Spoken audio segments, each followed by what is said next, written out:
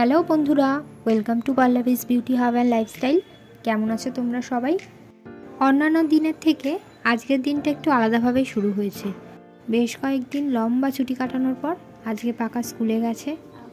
আমিও সকাল সকাল বাজার দোকান সেরে বসে পড়েছি রান্না নিয়ে। পাকাকে স্কুলে দিয়ে ফেরার পথেই আমি সাধারণত বাজার করি। আজকে মনটা এত ভালো হয়ে গেছে, চারিদিকে নানা রঙের সবজি আর আমার পছন্দের সব শাক পাতা সারা বাজার জুড়ে। এই শীতকালটা এত ভালোবাসি। একে তো গরমের কোনো কষ্ট নেই, আর সঙ্গে বোনাস হচ্ছে শীতের খাওয়া দাওয়া। বাজারে এত রকম শাকসবজি দেখলেই মনটা খুশি হয়ে যায়। এছাড়া নলেন গুড়, পিঠে পুলি, ক্রিসমাসের কেক এসব তো রয়েছেই। আজকে সকালে বাজার থেকে একটা ছোটো মতো লাউ, ধনেপাতা আর আমার পছন্দের একটা শাক নিয়ে এসেছি। আরও টুকটাক কিছু বাজার করেছি, তবে সেগুলো কোনোটাই আজকে রান্না করা হবে না।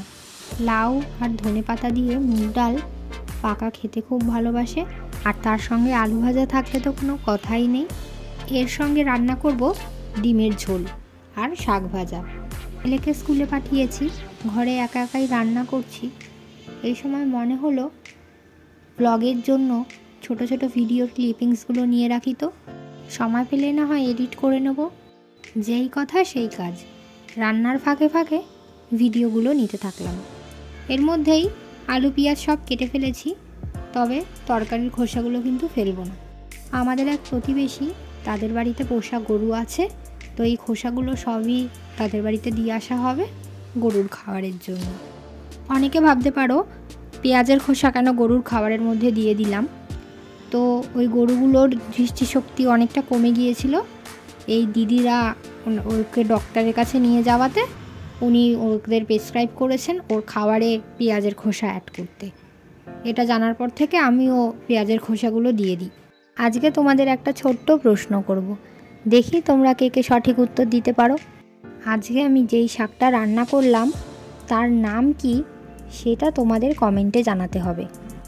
ইউটিউবের নতুন বন্ধুরা যারা আমার ভিডিওটা দেখছো, আর যেসব পুরনো বন্ধুরা আছো এখনও আমার চ্যানেলটা সাবস্ক্রাইব করোনি, সবাইকে রিকোয়েস্ট করছি চ্যানেলটাকে প্লিজ সাবস্ক্রাইব করে নিও। আর যেসব বন্ধুরা ফেসবুক পেজ থেকে আমার ভিডিওসটা দেখছো, পেজটিকে ফলো করে দিও।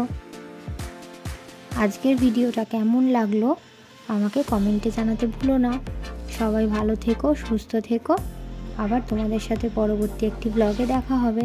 Thank you for watching.